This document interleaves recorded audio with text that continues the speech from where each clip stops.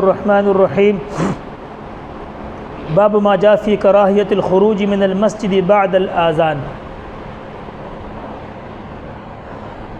جس مسجد میں آدمی پہلے سے موجود ہو اور مسجد میں اذان ہو جائے تو سوائے چند آدمیوں کے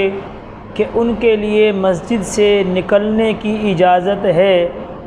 پہلا وہ آدمی جو کسی دوسری مسجد میں مؤذن ہے، یا وہ آدمی جو کسی دوسری مسجد کے اندر امام ہے، اور اس مسجد میں یا یہ واقعہ اکثر ہمارے ان مدارس میں ہوتا ہے کہ مدرسہ بھی ہے مسجد بھی ہے، طالب علم تکرار کر رہے ہوتے ہیں، اس دورانیے میں اذان ہو جاتی ہے تو کچھ طالب علم دوسری مساجد میں مؤذن ہوتے ہیں یا امام ہوتے ہیں، تو ان لوگوں کے لیے جو دوسری مساجد میں مؤذن یا امام ہیں ان کے لیے نکلنا جائز ہے، نکلنے کی اجازت ہے۔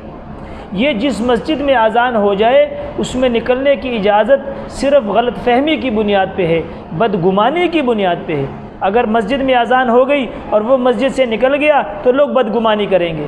کہ بھئی یہ شاید نماز نہیں پڑھتا، یا شاید یہ اس امام کے پیچھے نماز نہیں پڑھتا، اس وجہ سے جو ہے یہ مسجد سے باہر نکل گیا۔ ایک دوسرا، یہ عرب کے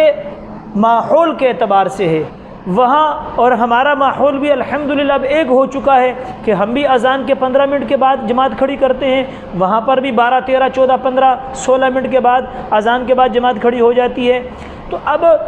اگر کسی علاقوں میں آدھے گھنٹے کا وقفہ ہے تو وہاں پر بھی یہ حکم نہیں ہے۔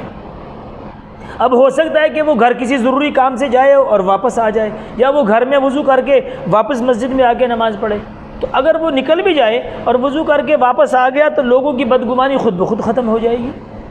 لہٰذا خلاصہ کلام اس باب کا یہ ہے کہ جس مسجد میں آدمی پہلے سے موجود ہو اور وہ کسی دوسری مسجد میں مؤذن اور امام نہیں ہے تو پھر اس کو نماز اسی مسجد میں پڑھنی چاہیے کہ لوگوں کی بدگمانی نہ ہو۔ لیکن اگر وہ طالب علم ہے، مدرسے میں بیٹھ کے تکرار کر رہا ہے، اذان ہو گئی اور وہ کسی دوسری مسجد کا مؤذن اور امام ہے تو اس کے لیے نکلنے کی اجازت ہے۔ یہ جو آپ علیہ السلام نے منع فرمایا کہ بھئی اصل ہوا یہ تھا کہ اذان ہوئی، ایک آدمی چلا گیا تو حضرت ابو ہریرہ رضی اللہ تعالیٰ عنہ نے کہا کہ اس آدمی نے ابو القاسم کی نافرمانی کی، یعنی اس نے حضور علیہ السلام کی نافرمانی کی ہے۔